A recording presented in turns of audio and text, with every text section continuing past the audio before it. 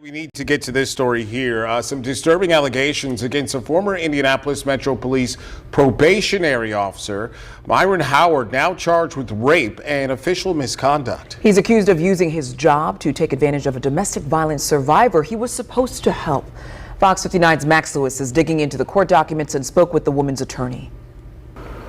Had my client not been bold enough to come forward and contact me, he could have continued his reign of terror. Attorney Mark Nicholson represents the woman who says probationary officer Myron Howard raped her inside her own home. According to court filings unsealed today, Howard, along with other officers, had responded to the victim's home earlier this year on a domestic violence call and arrested the victim's boyfriend for hitting her. After the scene cleared, the victim says Howard came back to her home alone, telling her, quote, "You know you could have went to jail too, but I didn't say anything, so I need you to do something for me."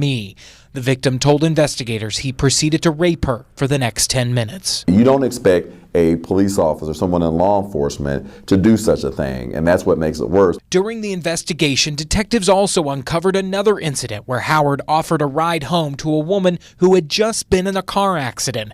In exchange for the ride, investigators say the victim had sex with him in the back of his patrol car. What kind of officer thinks that that's appropriate behavior?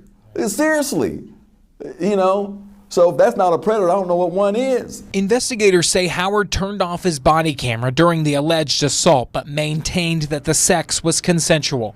During an interview, he told detectives he had sex while on the job numerous times at his previous departments.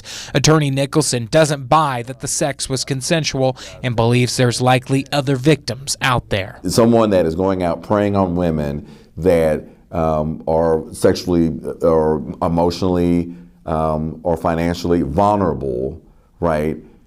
They are seeking for those type of victims that they can attack. IMPD says Howard had been with the department for about a year. He was still on probationary status when Chief Chris Bailey fired him last month. He is due in court for his initial hearing on Thursday. At IMPD headquarters, Max Lewis, Fox 59 News. IMPD Chief Chris Bailey fired Howard on March 14th. He was able to be fired before going through the Civilian Police Merit Board because he was still under that probationary status. In a statement today, the chief says in part, quote, "His alleged actions not only violated his sacred oath to our community, but he abused his power and took advantage of a victim when she was most vulnerable." He also later added that this is not a representation of the force he leads and sending his prayers to the victim.